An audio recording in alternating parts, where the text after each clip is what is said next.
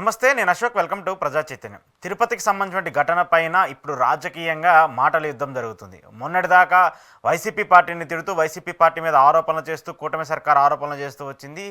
ఏదైతే టికెట్లకు సంబంధించిన వ్యవహారంలో ఉందో అక్కడికి తిరుపతికి సంబంధించి అదంతా గత ప్రభుత్వం తీసుకొచ్చింది. దానికి అనుగుణంగానే మేము టికెట్లు ఇచ్చామని చెప్పేసి కూడా మాట్లాడుతూ వస్తున్నారు. తొక్కిసలాట ఘటనకి సంబంధించి గత ప్రభుత్వం చేసుకున్నటువంటి నిర్ణయాల వల్ల కూడా జరిగిందంటూ కూడా మాట్లాడుతూ వస్తున్నారు. రాజకీయాల్లో ఒకళ్ళ మీద ఒకళ్ళు ఆరోపణలు చేసుకోవడం, ఒకళ్ళ మీద ఒకళ్ళు ప్రత్యారోపణలు చేసుకోవడం సహజంగానే జరుగుతూ ఉంటుంది. ఒక ఇన్సిడెంట్ జరిగినప్పుడు ప్రతిపక్ష పార్టీ కానివ్వండి, అధికార పార్టీ కానివ్వండి, అక్కడికి వెళ్ళి అక్కడ మాట్లాడి గత ప్రభుత్వంలో చేసినటువంటి తప్పులను కావచ్చు, లేదంటే ఈ ప్రభుత్వం చేసినటువంటి తప్పులను కావచ్చు, ఒకళ్ళు విమర్శించుకుంటూ వస్తారు. అంతవరకు బాగానే ఉంటుంది.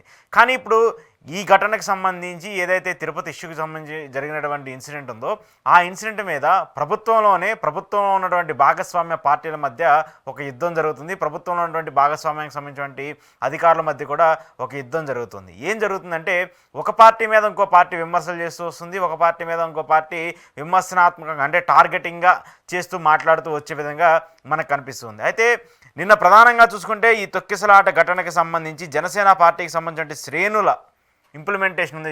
జనసేన పార్టీకి సంబంధించిన శ్రేణులు ఉన్నారంటూ కూడా ఒక ప్రధాన వార్తాపత్రికలో వైరల్ అవుతూ వచ్చింది. ఆ ట్వీట్ కావచ్చు, లేదంటే ఆ వీడియో కావచ్చు. అక్కడ జరిగింది ఏంటంటే తిరుపతికి చెందినటువంటి ఒక జనసేన కీలక నేత ఒక 50 మందిని తనకు సంబంధించిన వ్యక్తులను తీసుకెళ్ళి ఏదైతే ఆ గ్రౌండ్ ఉందో, ఆ పార్క్ ఉందో దాంట్లో జాయిన్ చేయమని చెప్పేసి అడిగారు. వీళ్ళని ఆ గ్రౌండ్లోకి తీసుకెళ్ళండి, ఆ గ్రౌండ్లోకి తీసుకెళ్తే వాళ్ళతో పాటు టికెట్లు తీసుకుంటారని చెప్పేసి తీసుకెళ్లాలని చెప్పేసి ప్రయత్నించారు. ఆ ప్రయత్నంలో భాగంగానే వాళ్ళందరితో పాటు ఆ లీడర్ అక్కడికి వెళ్ళాడు. ఆ లీడర్ అక్కడికి వెళ్ళినటువంటి నేపథ్యంలో డోర్లు ఓపెన్ చేశారు. డోర్లు ఓపెన్ చేసి వీళ్ళని లోపలికి పంపించే క్రమంలో లోపల ఉన్న వాళ్ళందరూ కూడా అక్కడ టికెట్లు ఇస్తున్నారని చెప్పేసి ఒక ఆందోళన ఉండి, ఒక అయోమయంలో ఉండి, అయ్యో టికెట్లు ఇస్తున్నారా, ముందు మాకు కావాలంటే అంటే ఒక ఆరోపణలో ముందుకు వెళ్ళారు. ఒకరినొకరు తోసుకుంటూ ముందుకు వెళ్ళారు. ఆ సంఘటన వల్ల ఇలా జరిగింది, ఆ ఘటన వల్ల ఇలా జరిగిందంటూ కూడా ఒక ప్రధాన వార్తాపత్రికలో రాసుకుంటూ వచ్చారు. అంటే ఈ ఇష్యూకి సంబంధించి జనసేనకు సంబంధించిన నేత హ్యాండ్ కూడా ఉంది. ఈ ఇష్యూకి సంబంధించి జనసేనకు సంబంధించిన వ్యక్తులు కూడా ఉన్నారంటూ కూడా ఇక్కడ ప్రధానంగా ఆరోపణలు వస్తున్నటువంటి అంశము. నిజంగానే జనసేనకు సంబంధించిన నేతకు సంబంధించి అక్కడ అలాంటి ప్రక్రియ జరిగిందా? ఆయన 50 మందినో 30 మందినో తీసుకెళ్ళి ఆ గుంపులో యాడ్ చేయాలని చెప్పేసి ఆయన ప్రయత్నించారా, లేదంటే వాళ్ళ వ్యక్తులకి ముందు వరుసలో ఉండేలాగా ప్రయత్నాలు చేశారనేది కూడా ఇప్పుడు పెద్ద ప్రశ్నగా ఉంది. అయితే ఇదన్నిటికీ నిజం ఏంటి, అబద్ధం ఏంటి అనేది తెలియాలంటే మాత్రము జ్యుడిషియల్ ఎంక్వైరీలు చేయాలి. దానికి సంబంధించిన కమిటీని కూడా ఏర్పాటు చేశారు. అయితే ఇప్పుడు ఈ ఇష్యూకి సంబంధించి మనకు ప్రధానంగా చూడాల్సింది ఏంటంటే జనసేన సెంట్రిక్గా, జనసేన టార్గెట్గా కూడా రాజకీయం జరుగుతుంది. జనసేన అధినేత పవన్ కళ్యాణ్కి సంబంధించి ఆయన నిన్న చాలా తీవ్ర స్థాయిలో వ్యాఖ్యలు చేసుకుంటూ వచ్చారు. ఆయన కూడా తిరుమలకు వచ్చారు. తిరుమలకు వచ్చి అక్కడ ఎవరైతే బాధితులు ఉన్నారో ఆ బాధితులందరినీ కూడా పరామర్శించారు. పరామర్శించిన తర్వాత వాళ్ళకి అండగా ఉంటాము ప్రభుత్వం తరపున అంటూ కూడా ఆయన చెప్పుకుంటూ ఉంటారు. ఆ తర్వాత కొద్దిగా ముందుకు వెళ్ళి కొద్దిగా అడుగు వేసి నేను ప్రభుత్వం తరఫున నేను క్షమాపణ చెప్తూ ఉన్నాను, ప్రభుత్వానికి సంబంధించి నేను కూడా ఒక వ్యక్తిగా ఉన్నాను కాబట్టి నేను క్షమాపణ చెప్తున్నానని చెప్పేసి ఆయన మాట్లాడుతూ వచ్చారు.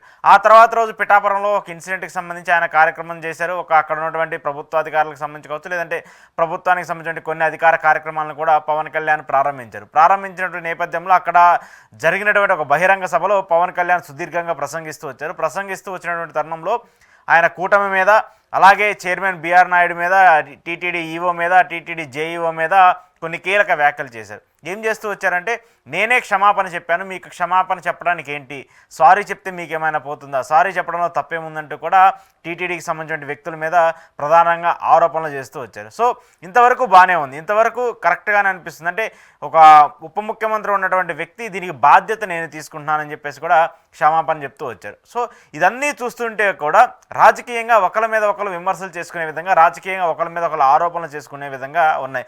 పవన్ కళ్యాణ్ ఈ ఇష్యూకి సంబంధించి ఒక సేఫ్ గేమ్ ఆడుతున్నారని చెప్పేసి కూడా కొంతమంది అనుకుంటూ ఉన్నారు. ఎందుకు అనిపిస్తుందంటే సేఫ్ గేమ్కి సంబంధించి పవన్ కళ్యాణ్ ఆయన వ్యూహాత్మక, అంటే నేను కూటమిలో ఉన్నప్పటికీ కూడా ప్రభుత్వానికి సంబంధించి ఏ తప్పు జరిగినా, ప్రభుత్వానికి సంబంధించి ఎలాంటి ఇన్సిడెంట్ జరిగినా నేను ఖచ్చితంగా ఆ ఇన్సిడెంట్ వైపు ఉంటాను, ఆ తప్పు ఎవరికి అయితే జరిగిందో ఆ బాధితుల వైపు ఉంటారంటూ కూడా ఆయన మాట్లాడినటువంటి మాటలను, ఆయన ఇప్పుడు రెస్పాండ్ అవుతున్నటువంటి తీరు కూడా మనకు చూస్తే కనిపిస్తుంది. అంటే తప్పు ఎలా ఉన్నప్పటికీ కూడా నేను మాత్రం దాని మీద ఫైట్ చేస్తాను. అది మా ప్రభుత్వమైనా ఇంకో ప్రభుత్వమైనా ఎవరైనప్పటికీ కూడా నేను ఈ తప్పులను మాత్రం క్షమించను, తప్పులను మాత్రం ఉపేక్షించను, ఖచ్చితంగా తప్పులు చేసిన వాళ్ళ మీద చర్యలు తీసుకునే విధంగానే ముందుకు వెళ్తానంటూ కూడా ఆయన మాట్లాడుతూ ఉంటాను. అంటే టీడీపీకి సంబంధించి ఈయన చేసినటువంటి వ్యాఖ్యలు, టీడీపీకి సంబంధించి ఈయన మాట్లాడేటువంటి మాటలు కూడా కొంత ఇబ్బంది పెట్టే పరిస్థితి ఉంది. అయితే దీనికి అన్నిటి భిన్నంగా చూస్తుంటే టీడీపీకి సంబంధించిన మీడియాలో కావచ్చు, టీడీపీకి సంబంధించిన కొన్ని ప్రధాన పత్రికల్లో, ఈ పేపర్లో చూసుకుంటే పవన్ కళ్యాణ్ సెంట్రిక్గా, పవన్ కళ్యాణ్ టార్గెట్గా రాజకీయం నడుస్తూ ఉంది. పవన్ కళ్యాణ్ చేసినటువంటి వ్యాఖ్యలకు టీడీపీ శ్రేణులు కౌంటర్లు ఇస్తూ ఉన్నారు.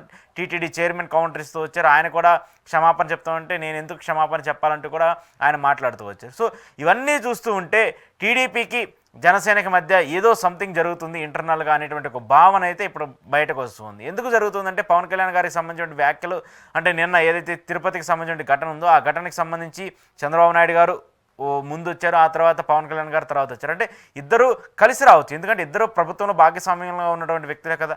ఒక ఆయన సీఎం, ఇంకో ఆయన డిప్యూటీ సీఎం, ఇద్దరు కలిసి వచ్చి ప్రోటోకాల్, మళ్ళీ ఇద్దరు సపరేట్గా వస్తే సెక్యూరిటీ పరంగా ఇబ్బంది అవుతుంది. మీకు సెక్యూరిటీ ఇవ్వాలి, ఉప ముఖ్యమంత్రి గారికి సెక్యూరిటీ ఇవ్వాలి, మళ్ళీ అక్కడ ప్రతిపక్ష నేత వస్తున్నాడు ఆయనకి సెక్యూరిటీ ఇవ్వాలి. ఇంతమందికి సెక్యూరిటీ ఇవ్వాలన్నా కూడా పోలీసులకు ఇబ్బంది అవుతుంది కదా. కానీ ఎందుకు విడివిడిగా వస్తున్నారు? ఇద్దరు ఒకేసారి వచ్చి, ఇద్దరు ఒకేసారి ఎవరైతే బాధితులు ఉన్నారో వాళ్ళని కలిసి, వాళ్ళని పరామర్శించి ఎందుకు జరిగింది, ఎలా జరిగింది, ప్రభుత్వం తరపు నుంచి మేము అండగా ఉంటామని చెప్పేసి ఎందుకు చెప్పలేకపోయారు? ఎందుకు ఇద్దరు విడివిడిగా రావాల్సి వచ్చింది అనేటువంటి ఒక ప్రశ్న కూడా ఇక్కడ తలెత్తుంది. దాంతోపాటు పవన్ కళ్యాణ్ ఈ రేంజ్లో టీడీపీని టార్గెట్ చేస్తూ వస్తుంది. టీడీపీ మాత్రము రివర్స్లో పవన్ కళ్యాణ్ అటాక్ చేస్తూ ఉంది. రివర్స్లో జనసేనకు సంబంధించిన నేతలు ఇలా చేశారు, లేదంటే జనసేనకు సంబంధించిన వ్యక్తులు ఆ ఇన్సిడెంట్కి సంబంధించి ఉన్నారు, అంటే దీని వెనకాల జనసేన శ్రేణుల హస్తం ఉంది అని చెప్పేసి కూడా కొన్ని టీడీపీ పార్టీకి సంబంధించిన పేజీల్లో కావచ్చు, సోషల్ మీడియాలో కావచ్చు వైరల్ అవుతుంది. అంటే కూటమికి సంబంధించి, కూటమిలో ఉన్నటువంటి పార్టీ మీద, ఒక ఉప ముఖ్యమంత్రి మీద ఇలాంటి ఆరోపణలు చేస్తూ ఉంది ఇప్పుడు సర్కార్. అంటే ఆరోపణలు చేస్తూ ఉండేది ప్రభుత్వానికి సంబంధించి, ప్రభుత్వం మీద ఉన్నటువంటి వ్యక్తులు. మరి ఇది ఎంతవరకు సమంజసం, ఇది ఎంతవరకు కరెక్ట్ అనేది కూడా ఇప్పుడు ఆలోచించాల్సి ఉంది.